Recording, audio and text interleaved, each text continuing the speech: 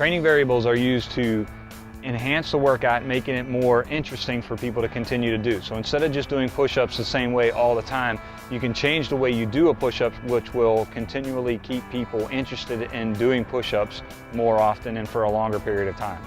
So here we're going to talk about ways to do upper body workouts using training variables.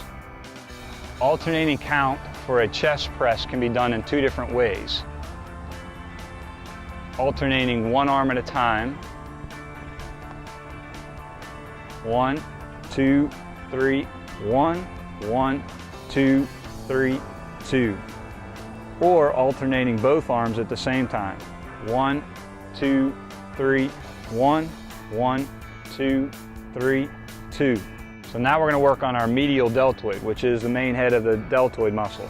By taking your arm straight up to the side with your palm facing down, you're working the main head of the medial deltoid. When I bring it back down and then I turn my wrist forward so my palm is facing forward as I come up, now I'm working the anterior part of the medial deltoid. When I bring it back down and I turn my wrist around the other way so my palm is now backwards, as I come up to the side, now I'm working the posterior part of my medial deltoid.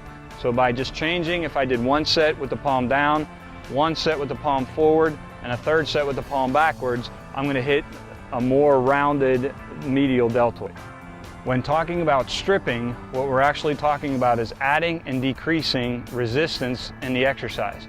So a lot of times I'll do this during a set. So as we're doing a certain number of repetitions of chest press, I'll tell everybody to take a step forward. So as they're doing their chest press, they take a step forward. That's adding resistance. So I might do another 5 or 10 repetitions, have them take another step forward, do another 5 or 10 repetitions. Then, as everybody's starting to really struggle, you have them back up a little bit, decreasing the amount of resistance they have, but they can still do it and they can still knock out 5 or 10 more repetitions, have them back up again, do another 5 or 10 repetitions. So you end up doing 30 or 40, maybe even 50 repetitions of the exercise, but you're adding and decreasing the resistance the entire time, getting the most benefit from the exercise. Pausing and isometrics are two different types of training variables. Pausings are places where you stop the exercise for a very brief moment. So you just pause there for a very brief moment, maybe less than a second. An isometric is actually an exercise, so you're going to hold them there for a specific period of time. I can basically pause or isometrically contract them at any angle, but the lower you are to the ground, the more dangerous both of them are because of muscle failure. So you don't want to hold them down in the down position for too long, but holding them in the up position is good for isometric or the pause.